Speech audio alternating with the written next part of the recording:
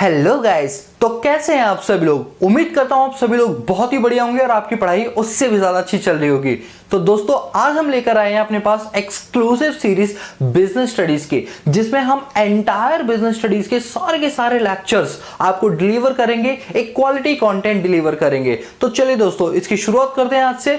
दोस्तों business studies का हम सबसे पहला चैप्टर उठा रहे हैं जिसका नाम है nature and significance of management. नाम से पता चल रहा है यहां पर फोकस किस पे किया जा रहा है, मैनेजमेंट पे किया जा रहा है। तो हम इस पूरे के पूरे चैप्टर के अंदर मैनेजमेंट के इर्द गिर्द ही घूमते रहेंगे, ठीक है।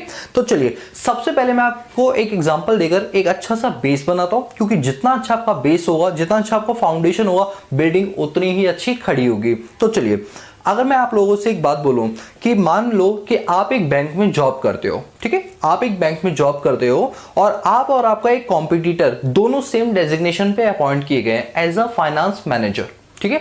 मैं थोड़ी देर के लिए अपना एग्जांपल ले लेता हूं। मान लो मैं एचडीएफसी बैंक के अंदर as a finance manager appoint किया गया हूं और मेरा एक कॉम्पिटिटर है जिसका नाम है मिस्टर ए, वो भी क्या है, फाइनेंस मैनेजर है। मतलब मेरा एक कॉम्पिटिटर है, एक फर्म में दो सेम डेजिग्नेशन पे दो लोग अपॉइंट किए गए, ठीक है।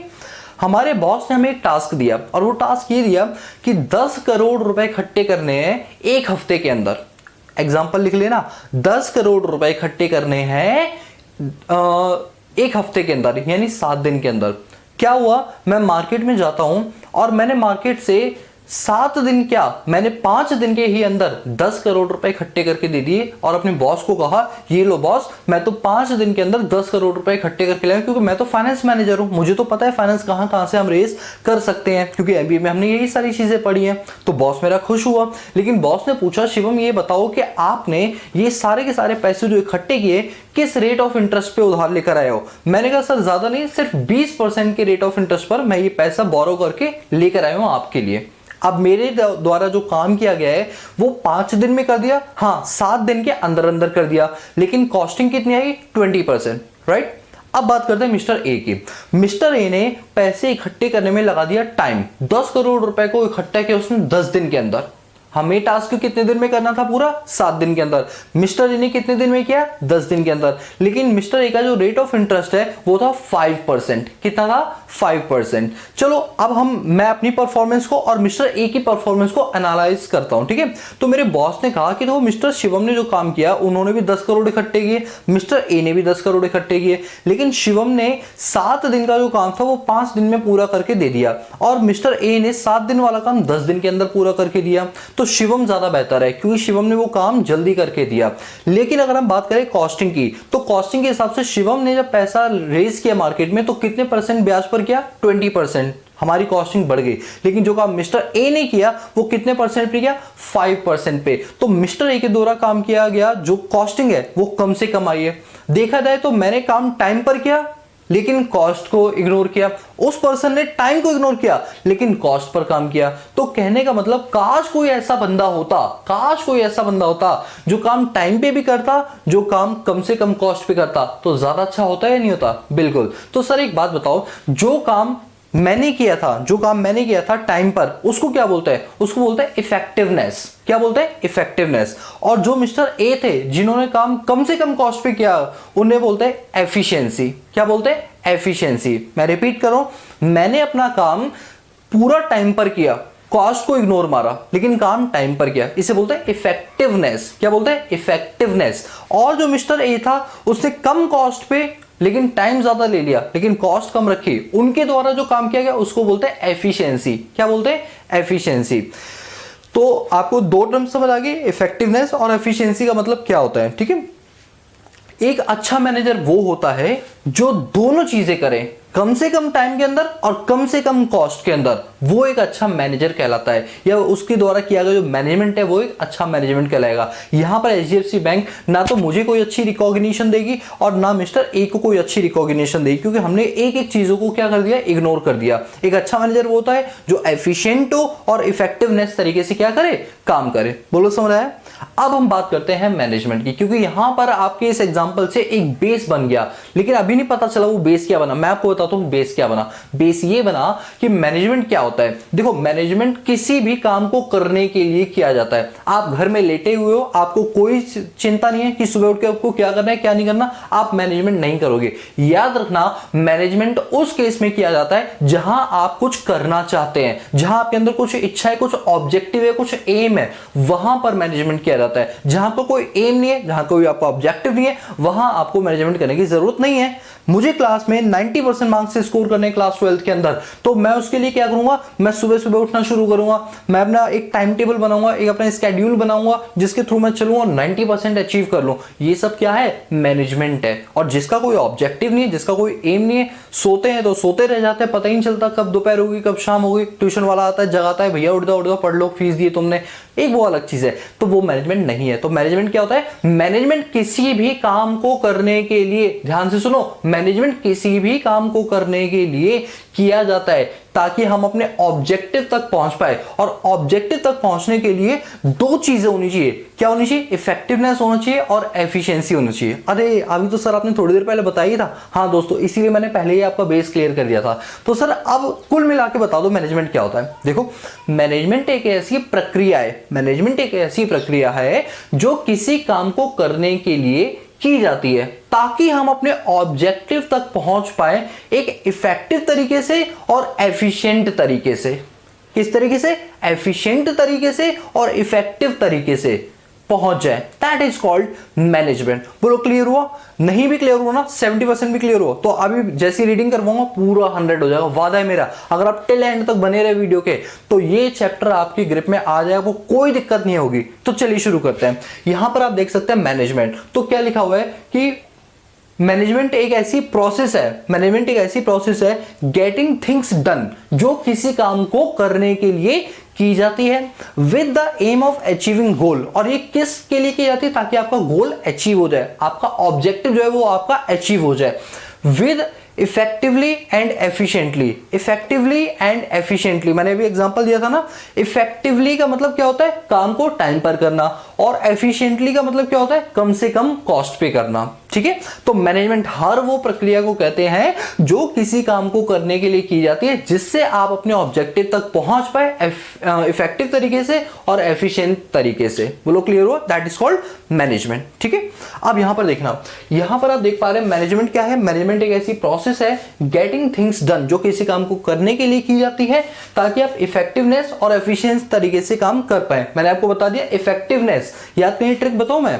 Effective, effective, two time, T time, तो टी आ रहा है इफेक्टिव, बार बार टी आ रहा है ना प्रोनाउंस करने में, तो टी मतलब होता है टाइम, यानी यहां पर हम काम को टाइम पर करते हैं और उसको बोलते हैं इफेक्टिवनेस। देखो लिखा हुआ है doing the right task, completion and achieving goal. आप अपने टास्क को पूरा करो अपने गोल को अचीव करने के लिए, लेकिन टाइम पर। That is called effectiveness. Efficiency की बात करें तो एफिशिएंसी, सी आ रहा है, सी बोले तो कॉस्ट, कम से कम कॉस्ट पर करना, that is called efficiency. Doing the right task correctly with minimum cost. याद करने ट्रिक समझ आ गई ना आपको।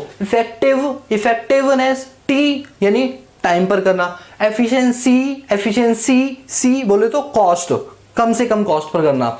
एक अच्छा मैनेजर कौन है, जो इफेक्टिवनेस तरीके से काम करे या एफिशिएंसी से काम करे? तो अच्छा मैनेजर वो है जो दोनों की दोनों चीजें लेकर चले, दोनों की दोनों एस्पेक्ट लेकर चले, काम को टाइम पे भी करे और कम से कम कॉस्ट पे भी करे। तो आप देखो नोट लिखा हुआ है, a good manager is always doing any work with an effectively and efficiently manner. एक अच्छा मैनेजर वो होता है जो अपने काम को इफेक्टिव तरीके से और एफिशिएंट तरीके से करता है। That is called be a good manager of an organization. बोलो क्लियर हुआ? तो अभी हमने इतना टाइम लगाया दोस्तों, जितना आपका बेस स्ट्रांग होगा ना, समझ जाओ जितनी फाउंडेशन स्ट्रांग होगी उसके ऊपर बुर्ज खलीफा जैसी ऊंची ऊंची बिल्डिंग खड़ी कर दो, कोई दिक्कत नहीं होगी, हिलने वाली नहीं है, याद रखना। इसलिए हमारा फोकस होता है कि हम कंटेंट डिलीवर करते टाइम बेस बनाएं आपका, और जितना अच्छा बेस, समझ जाओ आग लगा दोगे आग। चलिए, मैनेजमेंट समझ आ गया आपको, तो चैप्टर के नाम के एक चीज तो आपको समझ आ गई, भैया मैनेजमेंट क्या होता है। तो अब अगर आपसे कोई पूछे कि मैनेजमेंट क्या होता है तो क्या आंसर दोगे कि मैनेजमेंट किसी काम को पूरा करने के लिए किया जाता है ताकि आप अपने ऑब्जेक्टिव तक पहुंच पाए, और ऑब्जेक्टिव तक पहुंचने के लिए आप उसको एफिशिएंट और इफेक्टिव तरीके से कर पाए। इस पूरी प्रक्रिया को हमने नाम दिया मैनेजमेंट। तो सर क्या मैनेजमेंट हमें हर जगह जरूरत होती है? हाँ दोस्तों, ये जो मैं आपके लिए रिकॉर्डिंग कर रहा हूँ ये भी एक मैनेजमेंट का ही एक पार्ट है कि मैंने पूरा मैनेज किया कि कौन सा मेरा फ्री टाइम है जिसमें मैं वीडियो शूट करूंगा, किस तरीके से शूट करनी है, वो सारी चीजें। रिलायंस इंडस्ट्रीज लिमिटेड की बात करें तो मुकेश अंबानी ने भी मैनेजमेंट किया होगा, तब जाके आज वो इस मुकाम पे पहुंचे। हर सक्सेसफुल इंसान अपनी लाइफ के अंदर मैनेजमेंट करता है। जरूरी नहीं कि कॉर्पोरेट वर्ल्ड में ही मैनेजमेंट किया जाता है, हम अपने डे टू डे लाइफ के अंदर, घरों के अंदर भी, घर में हमारी मम्मी, हमारे पापा, हमारे भाई बहन, ये सब लोग मैनेजमेंट करते हैं। यानी जब इंसान पैदा होता है उस दिन से लेकर मरते दम तक वो मैनेजमेंट ही करता रहता है, क्योंकि उसे अपने लाइफ को अच्छा बनाना होता है। जब अच्छा बनाने का एक ऑब्जेक्टिव होता है तो हाँ वो मैनेजमेंट करेगा। बोलो, क्लियर हुआ आपको? चलिए अब हम बात करते हैं कि मैनेजमेंट के क्या कैरेक्टरिस्टिक्स होते हैं और क्या फीचर्स होते हैं। मैनेजमेंट के क्या कैरेक्टरिस्टिक्स होते हैं और क्या उसके फीचर्स होते हैं। सबसे पहला, management is goal oriented process. अगर आपका कोई गोल ही नहीं है, आपका कोई ऑब्जेक्टिव ही नहीं है, तो क्या आपको लगता है मैनेजमेंट की जरूरत है? The answer is no, we don't need any type of management if there is a no goal. याद रखना, तो वही लिखा हुआ है as it strive to achieve organisational goal. आगे जाके हम पढ़ेंगे कि जब हम मैनेजमेंट करते हैं तो हमारे 3 टाइप के गोल होते हैं। एक होता है पर्सनल गोल, ऑर्गेनाइजेशनल गोल और एक होता है सोशल गोल। लेकिन यहां पर बात हो रही है ऑर्गेनाइजेशनल गोल की, कि ऑर्गेनाइजेशन जिस एंटिटी में आप काम कर रहे हो वो क्या चाहती है, उस चाहने वाली चीज तक पहुंचने के लिए मैनेजमेंट करना जरूरी होता है। यानी मैनेजमेंट गोल ओरिएंटेड प्रोसेस है। Number 2, management is pervasive. Pervasive का मतलब है ये सर्वव्यापक है। आप अपनी कॉपियों में लिख लो, परवेसिव का मतलब होता है सर्वव्यापक। सर्वव्यापक का मतलब है, समझ जाओ, ये वो विष्णु भगवान है जो हर जगह प्रकट हो जाते हैं। जहां भी आप कठिनाई में होगे वो तुरंत आपके सामने प्रकट हो जाएंगे और कठिनाई से बाहर निकाल लेंगे। यानी मैनेजमेंट हर जगह अप्लाई होता है। ये नहीं कि मैं सिर्फ अपनी वीडियो लेक्चर शूट करने में मैनेजमेंट कर रहा हूं, नहीं, मैं अपनी खुद की एकेडमिक्स में मैनेजमेंट का यूज करूंगा, मैं खुद की अपनी शूटिंग में यूज करूंगा, मैं अपने ऑब्जेक्टिव को पाने के लिए करूंगा, मैं जहां जॉब करूंगा वहां भी मैनेजमेंट करूंगा। यानी मैनेजमेंट का यूज सिर्फ एक जगह नहीं है, वो हर जगह है। हर वो जगह जहां पर मेरा एक ऑब्जेक्टिव है, उस ऑब्जेक्टिव तक पहुंचने में मैनेजमेंट करूंगा। यानी मैनेजमेंट सर्वव्यापक है, वो शक्तिमान है जो हर जगह अवेलेबल होता है। तो वही लिखा हुआ है, it required in all organization and department. कोई भी ऑर्गेनाइजेशन हो, कोई भी डिपार्टमेंट हो, मैनेजमेंट की जरूरत पड़ेगी ही पड़ेगी। Point number 3, management is continuous process. अब एक बात बताओ, अगर मैं बात करूं, मैंने अपनी लाइफ का कुछ ऑब्जेक्टिव बनाया, उसके लिए मैंने कुछ मैनेजमेंट किया, क्या मैनेजमेंट एक ही बार करना होता है? नहीं, टाइम के अकॉर्डिंग हमें मैनेजमेंट चेंज भी करना पड़ता है और वो लगातार करना पड़ता है। आप ये नहीं कि एक जो प्लान बनाया वही प्लान एग्जीक्यूट करोगे अगले 1 साल तक, नहीं। तो मैनेजमेंट क्या होता है, बार बार बार बार बार करने वाली प्रोसेस होती है। इसीलिए क्या होता है, मैनेजमेंट एक क्या है, कॉन्टिन्यूअस प्रोसेस है। अब आपको आगे के मैं पढ़ाऊंगा फंक्शंस ऑफ मैनेजमेंट, जिसमें हम बात करेंगे planning, organisation, staffing, directing and controlling. यानी जो 5 आपके चैप्टर के नाम है इसे बोलते हैं फंक्शन ऑफ मैनेजमेंट। दोस्तों, प्लानिंग में भी हमें मैनेजमेंट की जरूरत पड़ती है, ऑर्गेनाइजिंग में भी मैनेजमेंट की जरूरत पड़ती है, आपको स्टाफिंग में भी मैनेजमेंट की जरूरत पड़ती है, आपको डायरेक्टिंग में भी मैनेजमेंट की जरूरत पड़ेगी और आपको कंट्रोलिंग में भी मैनेजमेंट की जरूरत पड़ेगी। यानी जो आपके 5 फंक्शंस ऑफ मैनेजमेंट है, उन हर जगह पर आपको मैनेजमेंट की जरूरत पड़ेगी। इसीलिए लिखा है कि मैनेजमेंट क्या है, एक कॉन्टिन्यूअस प्रोसेस है। इसके बाद अगला पॉइंट है, management is a dynamic function. Dynamic function का मतलब क्या है दोस्तों? पहले जमाने में क्या होता था कि मैनेजर जो होता था ना, वो अपनी कुर्सी पे बैठ जाता था, उसने जो प्लान बनाए वो पूरे थ्रू आउट द ईयर, साल 2 साल आराम से चला करते थे। लेकिन आज की डेट में बिजनेस एनवायरनमेंट में इतना ज्यादा इंपैक्ट पड़ गया है कि आज जो है हो सकता है वो कल ना हो, और जो कल है हो सकता है वो परसों ना हो। यानी टाइम के अकॉर्डिंग चीजों में इतना ड्रास्टिकली चेंज आ रहा है, इतना ड्रास्टिकली चेंज आ रहा है कि हमें अपनी पॉलिसी को हर दिन चेंज करना पड़ रहा है। हमें अपने मैनेजमेंट स्किल्स को, हमें अपनी मैनेजमेंट प्रक्रिया को हर दिन या हर एक स्टेप के बाद क्या करना पड़ रहा है, चेंज करना पड़ रहा है। तो मैनेजमेंट को डायनेमिक नेचर के अनुसार बदलना पड़ता है। बदलते मौसम के अनुसार अपने आप को ढाल लो। कहते हैं ना, जहां हवा की रुख है हम तो वहां चलेंगे। मैनेजमेंट भी वैसे ही होता है। जैसा आपका ऑब्जेक्टिव है, उस ऑब्जेक्टिव तक पाने के लिए हमें टाइम टू टाइम अपनी चीजों को चेंज करना पड़ता है। तो वही लिखा है, management is a dynamic function. ये बदलते एनवायरनमेंट के अनुसार बदलनी पड़ती है। इसके बाद है, management is an intangible force. क्या मैनेजमेंट आप देख पा रहे हो? देखो ये सब मैंने मैनेजमेंट किया, क्या नजर आ रहा है आपको? नहीं, मैनेजमेंट कभी भी नजर नहीं आता। इसको हम फील कर सकते हैं, इसको हम ऑब्जर्व कर सकते हैं। तो मैनेजमेंट क्या होता है, एक इंटेंजिबल फोर्स होती है जिसको हम देख नहीं सकते हैं।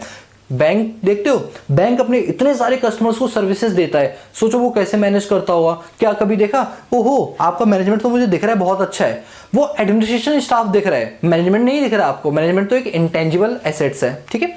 इसके बाद है management is a group activity. याद रखना याद रखना याद रखना, अगर कल को आपका ऑब्जेक्टिव अचीव हो जाता है, लाइक 90% मार्क्स आपके बोर्ड्स में अचीव हो जाते हैं, तो आप क्या बोलोगे कि ये अकेले मेरी मेहनत है, स्टूडेंट की मेहनत है? No no no no no, इसमें टीचर की भी मेहनत है, इसमें आपके मम्मी पापा की भी मेहनत है, इसमें आपके भाई बहनों की भी मेहनत है। आपको सर भाई बहन तो उनको मत इंक्लूड करो, वो तो बड़े परेशान करते हैं। नहीं दोस्तों, कल को अगर आप बीमार या कुछ भी पढ़ते हो तो यार हाँ वही होते हैं जो आपके लिए टैबलेट्स लेकर आते हैं, मतलब बहुत हेल्प करते हैं। तो मेरे कहने का मतलब ये है कि मैनेजमेंट जब भी आप करते हो अपने गोल को अचीव करने के लिए करते हो, और गोल कभी एक इंसान अकेला अचीव नहीं कर सकता, उसके लिए पूरे ग्रुप एफर्ट लगाने पड़ते हैं, कई सारे लोग मिलते हैं तब जाके हमें वो काम हो पाता है। यानी अगर बात करते हैं रिलायंस इंडस्ट्रीज लिमिटेड की, उसने सोचा कि हम आने वाले टाइम के अंदर 10,000 मिलियन डॉलर्स का क्या करेंगे, एक्सपोर्ट करेंगे। तो रिलायंस ये काम अकेले नहीं कर सकता, उसको अपने सभी एम्प्लॉयज को एक साथ लेकर चलना पड़ेगा, उसके साथ एक ऐसा मैनेजमेंट लेकर चलना पड़ेगा जिससे उस गोल को अचीव किया जा सके।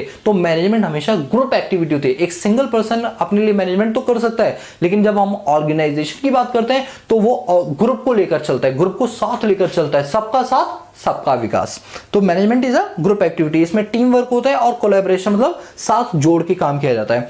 फिर है management is multi dimensional. Management जो है वो हर जगह यूज किया जाता है। अब यहां पर हमने 3 पार्ट डिवाइड किए हैं, वर्क, पीपल और ऑर्गेनाइजेशन।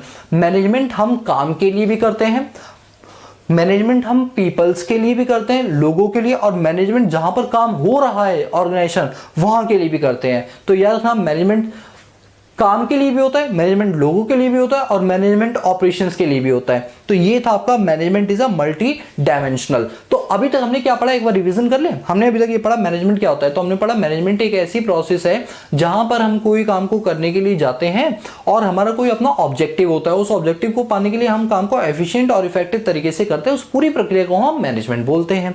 मैनेजमेंट के क्या कैरेक्टरिस्टिक्स होता है, मैनेजमेंट हमेशा गोल ओरिएंटेड होता है, अगर कोई एम नहीं है तो मैनेजमेंट की जरूरत नहीं है। मैनेजमेंट परवेसिव होता है, हर जगह पाया जाता है, school, hospital, entity, organization, NPO, कहीं भी ले लो, मैनेजमेंट हर जगह पाया जाता है। मैनेजमेंट एक कॉन्टिन्यूस प्रोसेस है, ये जरूरी नहीं कि एक बार मैनेजमेंट कर दिया बात खत्म होगी, ये लगातार आपको करनी पड़ती है हर स्टेप पे, like planning, organisation, staffing, directing, controlling, हर जगह आपको प्लानिंग करनी ही पड़ेगी। मैनेजमेंट क्या होता है, एक डायनेमिक फंक्शन होता है। डायनेमिक फंक्शन का मतलब होता है बदलते मौसम के अनुसार इसे बदलना पड़ता है, अपनी पॉलिसीज में चेंज लाने पड़ते हैं। मैनेजमेंट एक इंटेंजिबल फोर्स है, इसको कभी आप देख नहीं सकते हो। मैनेजमेंट एक ग्रुप एक्टिविटी, एक सिंगल पर्सन मैनेजमेंट नहीं कर सकता, बल्कि कई सारे लोग मिलकर एक साथ काम करते हैं तब जाके काम बनता है। मैनेजमेंट मल्टी डायमेंशनल है, ये काम पे, ये लोगों पे और ये ऑर्गेनाइजेशन पे, ये तीनों के ऊपर एप्लीकेबल होता है। So this is all about your characteristics of management. तो अब हम बात करते हैं अपने अगले टॉपिक की, जिसका नाम है ऑब्जेक्टिव ऑफ मैनेजमेंट और इंपॉर्टेंस ऑफ मैनेजमेंट। दोस्तों एक काम करते हैं, सबसे पहले हम बात कर लेते हैं कि इंपॉर्टेंस क्या होती है मैनेजमेंट की। अभी तक हमने ये सारी चीजें पढ़ ली, अब इंपॉर्टेंस की बात करते हैं। दोस्तों मैनेजमेंट बिल्कुल उस तरीके से जिस तरीके से हमारे शरीर में ब्लड का होना जरूरी है।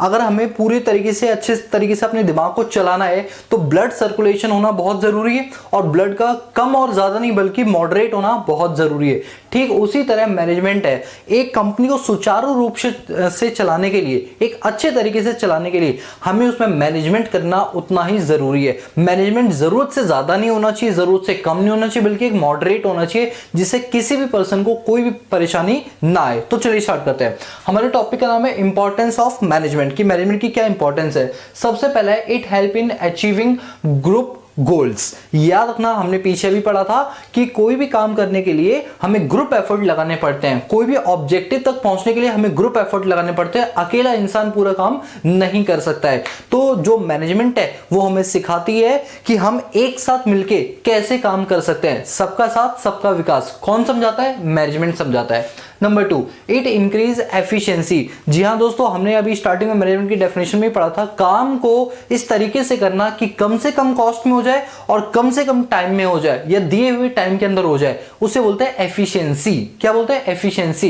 यानी मैनेजमेंट हमें एफिशिएंसी भी सिखाता है। इसके बाद है it create a dynamic organization. It create a dynamic organization का मतलब है कि बदलते मौसम के अनुसार ये बार बार चेंज करना पड़ता है। तो मैनेजमेंट हमें सिखाता है कि किस तरह से किसी किसी नई चीज को हम अडॉप्ट कर सकते हैं, नई चीज को हम एक्सेप्ट कर सकते हैं। ये कौन सिखाता है? मैनेजमेंट सिखाता है।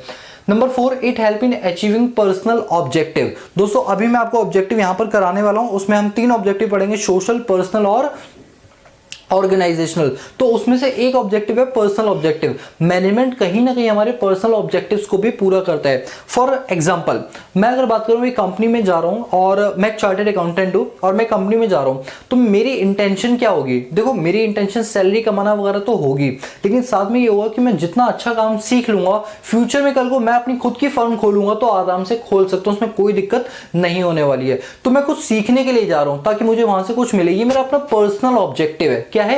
पर्सनल ऑब्जेक्टिव है। तो दोस्तों याद रखना, मैनेजमेंट अगर अच्छा होगा तो आपके अपने पर्सनल ऑब्जेक्टिव भी अचीव हो जाएंगे।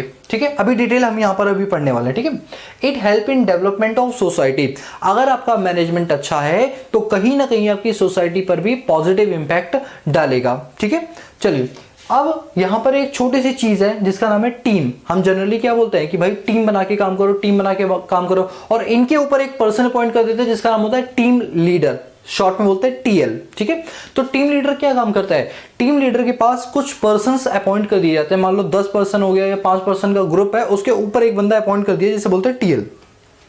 टीम लीडर का हमेशा काम होता है इस तरीके से चीजों को मैनेज करना कि आपस में दो लोग भिड़ ना जाए। कहीं ऐसा ना हो कि उनकी भिड़ंत के चलते जो हमारे ऑर्गेनाइजेशन के गोल्स हैं उनको पाने में दिक्कत हो जाए, तो उनके बीच एक कोऑर्डिनेशन बनाया जाता है, एक टीम की बिल्ड की जाती है। तो जो टीम का मतलब है वो क्या होता है? टी का मतलब होता है टुगेदर, एक साथ। टी का मतलब क्या होता है? टुगेदर, बोले तो एक साथ। इसके बाद ई फॉर क्या होता है? एवरीवन, सभी लोग। ए का मतलब क्या होता है? अचीव्स, कोई चीज को पाना। और एम का मतलब होता है मोर, कहने का मतलब एक साथ मिलके अपने ऑब्जेक्टिव को पाना, और भी ज्यादा पाना, और भी ज्यादा पाना। This is called team. और याद रखना, मैनेजमेंट हेल्प करता है एक टीम स्पिरिट। टीम स्पिरिट का मतलब ये काम मैं कर सकता हूं नहीं, ये काम हम कर सकते हैं। मैं को हम में रिप्लेस करता है कौन? मैनेजमेंट। और किसके लिए? ऑर्गेनाइजेशन के गोल को पाने के लिए। तो याद रखना कि मैनेजमेंट हेल्प करता है टीम बिल्ड करने में एक ऑर्गेनाइजेशन के अंदर। बोलो ये क्लियर हुआ? तो ये थे आपके इंपॉर्टेंस ऑफ मैनेजमेंट। अब हम बात करेंगे अपने पास ऑब्जेक्टिव्स ऑफ मैनेजमेंट। दोस्तों यहां से जो केस स्टडी आपके एग्जाम के लिए वो बहुत ज्यादा बनती है इन टॉपिक्स पे से, तो चलिए ध्यान से पढ़ना। इसको याद करने का आपको एक ट्रिक बताता हूं। ऑब्जेक्टिव ऑफ मैनेजमेंट को याद करना, पोज याद कर लो। पोज का मतलब है कोई हमसे बोले कि सर आपका फोटो शूट होना है, तो क्या करोगे? आप यूं पोज मारोगे, आप यूं इस तरीके से खड़े हो जाओगे। ये क्या है? ये एक पोज है। ठीक है, तो POSE, POSE। अगर कोई आपसे पूछे ऑब्जेक्टिव ऑफ मैनेजमेंट तो बोला POSE, यहां लिखा हुआ है POSE। मतलब P का मतलब होता है पर्सनल ऑब्जेक्टिव, P का मतलब होता है पर्सनल ऑब्जेक्टिव। O का मतलब होता है ऑर्गेनाइजेशनल ऑब्जेक्टिव। S का मतलब होता है सोशल ऑब्जेक्टिव। E का कोई मतलब नहीं है, वो तो बस निमोनिक बनाया हमने। तो पोज में E का कोई मतलब नहीं। P बोले तो पर्सनल ऑब्जेक्टिव, O बोले तो ऑर्गेनाइजेशनल ऑब्जेक्टिव, और S बोले तो सोशल ऑब्जेक्टिव। हम एक एक करके पढ़ते हैं। अब मैं आपको थोड़ा सा एक अच्छा सा बेस डेवलप कर रहा हूं। दिमाग ये छोड़ दो क्या लिखा हुआ है, अपने दिमाग से खुद सोचो, आपको आंसर मिलता जाएगा। अपने दिमाग से ये सोचो कि जब हम कभी भी किसी कंपनी को बिल्ड करते हैं या कंपनी को बनाते हैं या क्रिएट करते हैं, तो कंपनी को क्रिएट करने के पीछे रीजन क्या होता है? सबसे पहला रीजन होता है कि कंपनी को किसी उद्देश्य से बनाया गया हुआ। उद्देश्य क्या हो सकता है? कि हम चाहते हैं हमारी कंपनी का जो नाम है वो ऑल ओवर इंडिया छा जाए, ऑल ओवर इंडिया छा जाए। जैसे अगर मैं अपना ही एग्जाम्पल लूं तो हम लोगों ने अपनी एजुकेशन पॉलिसी को और भी ज़्यादा इन्हांस करने के लिए, हर बच्चे तक एजुकेशन मिल पाए हमारी वीडियोस के थ्रू, उसके लिए हमने एक मोबाइल एप्लीकेशन लॉन्च किया है जिसका नाम है इकोनॉमिक्स इजी है, जो आपको गूगल प्ले स्टोर पे मिल जाएगी। अगर आप ये वीडियो देख रहे हो तो अभी थोड़ी देर बाद आप गूगल प्ले स्टोर पे आना और इकोनॉमिक्स इजी है की जो मोबाइल एप्लीकेशन है उसको डाउनलोड कर लो। उस पर आपको कई सारी वीडियोस मिलेगी, नोट्स भी मिल जाएंगे, आपको सारी चीज उस पर मिल जाएगी। ये बताओ, जो मैंने वो मोबाइल एप्लीकेशन बिल्डअप कराई है उसके पीछे रीजन क्या है? उसके पीछे भी 3 रीजन है, ऑर्गेनाइजेशनल ऑब्जेक्टिव, सोशल ऑब्जेक्टिव और पर्सनल ऑब्जेक्टिव। तो बात करते हैं सबसे पहले ऑर्गेनाइजेशनल ऑब्जेक्टिव। एक बात बताओ, जो मोबाइल एप्लीकेशन बनाई है, तो जो हमारी कंपनी इकोनॉमिक्स इजी है, उस कंपनी का ऑब्जेक्टिव क्या है? ऑब्जेक्टिव यह है कि हर बच्चे तक एजुकेशन पहुंच पाए, हर सेक्टर को एजुकेशन की जो नीड है वो फुलफिल हो पाए। ये हमारे ऑर्गेनाइजेशन का ऑब्जेक्टिव है। तो कहीं ना कहीं हमारे ऑब्जेक्टिव में पहला ऑब्जेक्टिव क्या होता है? कंपनी का पहला, जिसे बोलते हैं ऑर्गेनाइजेशनल ऑब्जेक्टिव। अब एक बात बताओ, मैं अगर आपसे एक चीज पूछूं कि स्टार्टिंग के दिनों में कोई भी कंपनी जब बिल्डअप होती है तो वो क्या इंटेंशन से आती है? उसकी इंटेंशन होती है, मैं एक ग्राफ के थ्रू समझा रहा हूं, उसकी इंटेंशन सबसे पहले होता है इंट्रोडक्शन स्टेज। इंट्रोडक्शन स्टेज का मतलब है वो अपने उस प्रोडक्ट को अवेयर करवाती है लोगों से कि ये जो प्रोडक्ट है वो आपके लिए क्यों जरूरी है। आपने कई सारे ऐसे एडवर्टाइजमेंट देखे होंगे जहां पर वो आपको एडवर्टाइजमेंट के थ्रू इन्फ्लुएंस करते हैं कि इस पर्टिकुलर प्रोडक्ट की जरूरत आपको क्यों है। बात समझ आई? बात करते हैं एनर्जी ड्रिंक की। तो आप देखना एनर्जी ड्रिंक की जितनी भी एडवर्टाइजमेंट्स होती है उसमें क्या होता है कि एक बंदा भाग रहा होता है, रेस में भाग रहा होता है, तो अचानक से वो एनर्जी ड्रिंक पी लेता है और फिर वो और तेज हो जाता है। ये क्या है? ये डिनोट किया जा रहा है कि इस एनर्जी ड्रिंक की जरूरत आपको क्यों है। हो सकता है वो एनर्जी ड्रिंक मार्केट में नहीं आई है, जिसे बोलते हैं पहला फेज होता है इंट्रोडक्शन फेज, इसलिए मैंने आई लिखा है। कंपनी सबसे पहले चाहती है अपने प्रोडक्ट को इंट्रोड्यूस करवाना लोगों से थ्रू एडवर्टाइजमेंट। बोलो क्लियर है? इसके बाद कंपनी आते ही नहीं कहे कि मुझे अंधाधुंध पैसा कमाना है, नहीं नहीं नहीं। पहली पॉलिसी होती है उसकी इंट्रोडक्शन, दूसरी पॉलिसी उसकी होती है सर्वाइवल। दूसरी पॉलिसी होती है सर्वाइवल। सर्वाइवल का मतलब है एट लीस्ट इतना हमें बस रेवेन्यू हो जाए कि हमारी कॉस्ट निकलती रहे, हमें प्रॉफिट नहीं कमाना, हमें इक्विलिब्रियम तक पहुंचना है। मतलब एक साल में अगर हमारा खर्चा होता है 2 करोड़ का, तो एटलीस्ट 2 करोड़ की सेल हो जाए कि जितना खर्चा किया वो तो निकल जाए, कम से कम अपनी जेब से ना देना पड़े। इस स्टेज को बोलते हैं सर्वाइवल स्टेज। क्या बोलते हैं? Survival stage. इसके बाद जब कंपनी सर्वाइव करने लगती है तो थोड़ी सी वांट्स बढ़ती है। आपने इकोनॉमिक्स में पढ़ा ना, अनलिमिटेड वांट्स, थोड़ी सी और वांट्स बढ़ती है। फिर वो चाहती है कि अब सर्वाइवल तो मैं कर लूंगी आसानी से, अब मुझे थोड़ा सा प्रॉफिट भी हो जाए। क्या हो जाए? थोड़ा सा प्रॉफिट हो जाए। पी, थोड़ा सा क्या हो जाए? प्रॉफिट हो जाए। प्रॉफिट में क्या होगा कि उसकी कॉस्ट तो रिकवर पूरी हो जाएगी और साथ में एडिशनल पैसा आ जाएगा जो वो अपनी जेब में डाल लेगा। That is called profit. और इसके बाद वो चाहेगा कि उसकी जो ग्रोथ है वो और भी ज्यादा हो। ये आप देख रहे हो जो ग्राफ है वो धीरे धीरे करके क्या हो रहा है? ऊपर बढ़ रहा है। फिर वो क्या चाहेगा? ग्रोथ हो। ग्रोथ का मतलब क्या है? जैसे मैं अगर अपनी ही बात करूं तो मैंने जब स्टार्टिंग में यूट्यूब पे चैनल बनाया था तो सबसे पहले बनाया था इकोनॉमिक्स इजी है। फिर मैंने एक और चैनल बनाया, जब वो अच्छा चल गया तो वो चैनल बनाया इंस्पायर्ड इकोनॉमिक्स के नाम से। फिर तीसरा बनाया इंस्पायर्ड बिजनेस के नाम से। फिर मोबाइल एप्लीकेशन भी कर दी। तो क्या है? ये ग्रोथ है कि आपका एक प्रोडक्ट था, आपने धीरे धीरे करके मल्टीपल प्रोडक्ट्स बनाने शुरू कर दिए। कब? जब आपको लगा आपको प्रॉफिट हो रहा है, उसके बाद अगली स्टेज पे जाने के लिए आप ग्रोथ करते हो, एक्सपेंशन करते हो। बाबा रामदेव की बात करते हैं, पतंजलि की बात करते हैं। पतंजलि स्टार्टिंग के दिनों में सारे प्रोडक्ट लेकर नहीं आया था, वो चुनिंदा 4-5 प्रोडक्ट्स ही लेकर आए थे। लेकिन जब उन्होंने देखा उनके 4-5 प्रोडक्ट की डिमांड अच्छी खासी हो रही है, उससे सर्वाइवल हो गया, उससे प्रॉफिट भी होने लगा, तब बाबा रामदेव ने कहा कि नहीं भैया और भी प्रोडक्ट इसमें लॉन्च करो, और भी हर्बल प्रोडक्ट इसमें लॉन्च करो। यानी उन्होंने अपनी एक्सपेंशन की, ग्रोथ की। तो हर एक कंपनी का जो पहला ऑब्जेक्टिव है that is organizational objective. Organizational objective में क्या होता है? सर्वाइवल। सर्वाइवल क्या होता है कि एक ऑर्गेनाइजेशन ये चाहती है कि उसके पास इतना पैसा दे कि एटलीस्ट उसकी कॉस्ट तो रिकवर हो जाए। An organization must earn enough rupees to recover its cost. कि कंपनी बस स्टार्टिंग स्टेज में चाहती है कि हमारी उतनी कॉस्टिंग निकल आए कि जितना हमारा खर्चा हो रहा है, हमें प्रॉफिट नहीं चाहिए। लेकिन कुछ टाइम के बाद कंपनी क्या चाहेगी? आपसे प्रॉफिट चाहेगी। प्रॉफिट में क्या होता है? It is essential for covering cost and risk of business. वो चाहती है कि कल को बिजनेस में कोई रिस्क आए, उस चीज को कंपनसेट करने के लिए थोड़ा जेब में पैसा भी होना चाहिए। थर्ड स्टेज है हमारी ग्रोथ। ग्रोथ में कंपनी क्या चाहेगी कि भैया हमारी जो सेल्स है वो बढ़े, हमारे नंबर ऑफ एम्प्लॉयज जो 100 थे वो 1000 हो जाए, बढ़ जाए।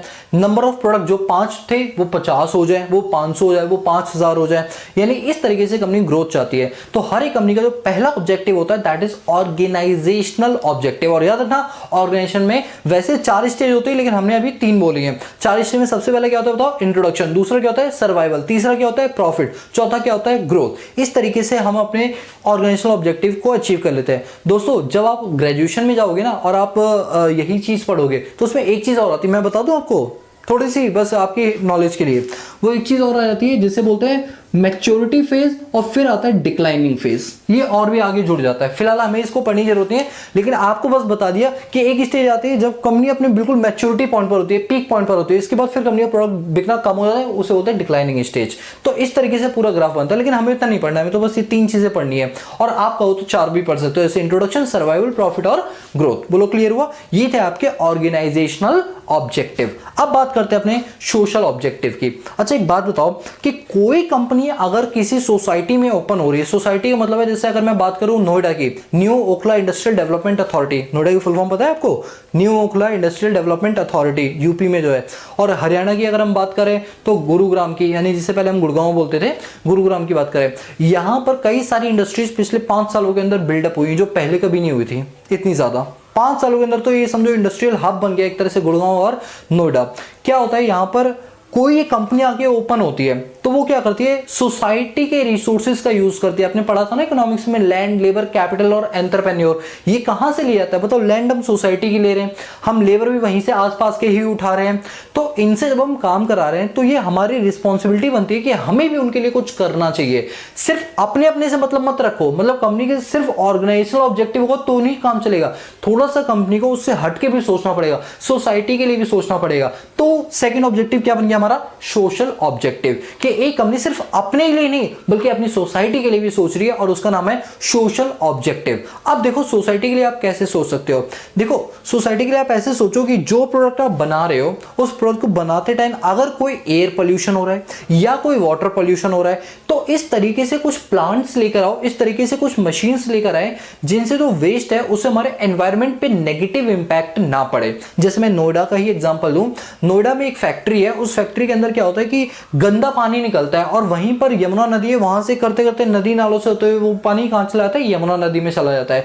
तो दोस्तों ऐसे में इंडस्ट्रीज को अपने पास इस तरीके से ट्रीटमेंट प्लांट कंपनी के अंदर होने चाहिए कि जो वेस्ट वाटर है उसको रिसाइकल और रिफाइन करके ही नदी नालों में बहाया जाए, जिससे कि नदी में बहने वाली मछलियां या जीव जंतु को उससे नुकसान ना पहुंचे। इस तरह के ट्रीटमेंट प्लांट होने चाहिए।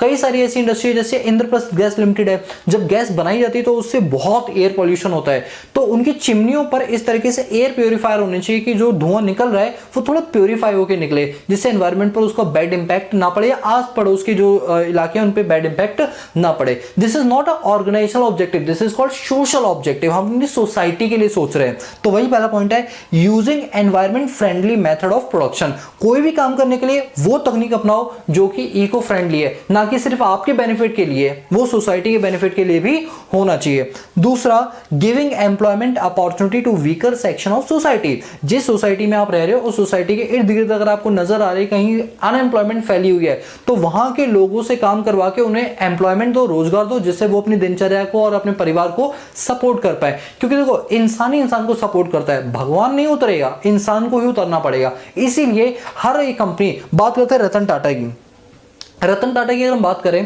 तो सॉरी, रतन टाटा ने क्या कर रखा है कि अपने हर एम्प्लॉय को जो एक लिमिट से नीचे की इनकम अर्न करते हैं उन सभी लोगों को के लिए पीएफ, प्रोविडेंट फंड की सुविधा, ग्रेचुटी की सुविधा, उनके बच्चों को पढ़ाने की सुविधा, उनको हॉस्पिटल की सुविधा, इतनी सारी सुविधा दे रखी है। क्या ये उनका ऑर्गेनाइजेशन का ऑब्जेक्टिव है? नो, ये क्या है? सोशल ऑब्जेक्टिव है। बोलो क्लियर हुआ? तो वही बात है कि अपने यहाँ पर जो वीकर सेक्शन है सोसाइटी का उनको एम्प्लॉयमेंट देना।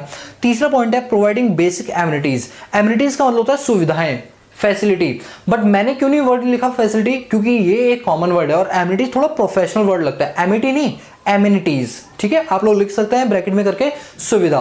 सुविधा कैसे दे सकते हैं कि एक बड़ी सी फैक्ट्री है, बड़ी सी कंपनी है, तो वो अपने अगल बगल में एक स्कूल खोल दे अपने एम्प्लॉइज के बच्चों के लिए, हॉस्पिटल खोल दे, पीएफ की सुविधा दे, प्रोविडेंट फंड की, ग्रेचुटी की सुविधा दे, रिटायरमेंट के टाइम पैसा मिलेगा। ये सारे क्या होते हैं? सोशल ऑब्जेक्टिव्स होते हैं। किसके? एक ऑर्गेनाइजेशन के। यानी जब हम कोई मैनेजमेंट करते हैं तो मैनेजमेंट के क्या ऑब्जेक्टिव होता है? पहला ऑर्गेनाइजेशनल ऑब्जेक्टिव, दूसरा सोशल ऑब्जेक्टिव। अब तीसरा बात करते हैं जो मुद्दे की बात है, क्योंकि हम जब कभी भी किसी भी कंपनी में जाते हैं तो हम तो भैया अपना बेनिफिट देखते हैं, लेकिन यार ना अपने बेनिफिट अकेला नहीं देखना चाहिए, ऑर्गेनाइजेशन का भी बेनिफिट देखना चाहिए। जैसे मैं एक एग्जांपल दे रहा हूं, हमारे यहाँ पर टीम मेंबर्स है, जैसे हमारे जो कोऑर्डिनेटर्स हैं, हमारे जो वीडियो एडिटर हैं या जो हमारे कैमरामैन हैं, तो ये सब जो लोग हैं, अगर मैं सिर्फ अपना ऑब्जेक्टिव देखकर क्लासेस शूट करूंगा तो मैं ज़्यादा लंबे समय तक टिक नहीं पाऊंगा। मुझे उन लोगों का भी सोचना है जो लोग मेरे लिए काम कर रहे हैं। क्या मैं उन्हें टाइम पर सैलरी दे पा रहा हूँ? क्या मैं उनको सुविधाएं दे पा रहा हूं या नहीं दे पा रहा? एक कैमरामैन जो है वो अपनी लाइफ में एक बहुत बड़ा कैमरामैन, बहुत बड़ा एडिटर बनना चाहता है, तो क्या उसके ऑब्जेक्टिव मेरी कंपनी के ऑब्जेक्टिव से फुलफिल कर पा रहे हैं? पता चले कि वो जो काम करने के लिए आ रहा है और मैं उसे वो काम नहीं दे रहा हूं, मैं उसे झाड़ू पोछा लगवा रहा हूं, तो क्या आपको लगता है कि उसके अपने पर्सनल ऑब्जेक्टिव पूरे हो पा रहे हैं, द आंसर इज नो, वो तुरंत छोड़ के चला जाएगा और इससे मेरी कंपनी को क्या होगा, नुकसान पहुंचेगा। ठीक उसी तरह एक कंपनी के अंदर कंपनी को अपने ऑर्गेनाइजेशनल और सोशल के अलावा भी पर्सनल ऑब्जेक्टिव सोचने पड़ते हैं कि एक पर्सन जो काम करने के लिए आ रहा है उसके खुद के भी तो कुछ ऑब्जेक्टिव होंगे जो हमारी रिस्पॉन्सिबिलिटी है पूरे करना।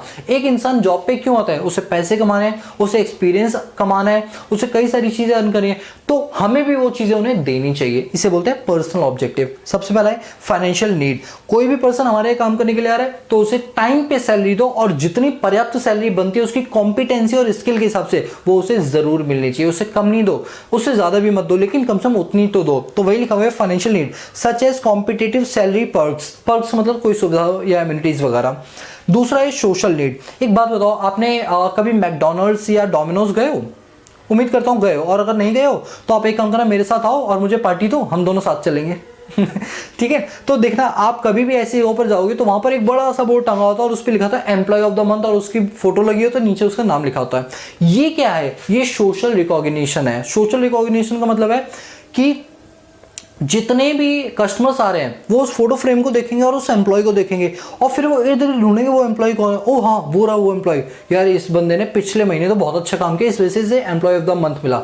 तो जो एम्प्लॉय है ना वो अंदर से एनर्जेटिक हो जाता है, इतना एनर्जेटिक हो जाता है कि यार मन करता है कि बहुत बढ़िया तरीके से काम करूं क्योंकि उसे एक स्टेटस मिल रहा है। फिर आपने देखो बर्गर किंग हो गया, मैकडोनल्ड्स हो गया, वहां पर उन्हें बैचेस भी मिलते हैं जो यहाँ पर लगाते हैं। तो वो बैचेस उनको इतने अच्छे लगते हैं, वो पाने के लिए वो बहुत मेहनत करते हैं। एम्प्लॉय ऑफ द मंथ बनते हैं तब उन्हें वो बैचेस मिलते हैं, उन्हें वो कैप मिलती है, कैप के ऊपर आपने लगे हुए देखे होंगे।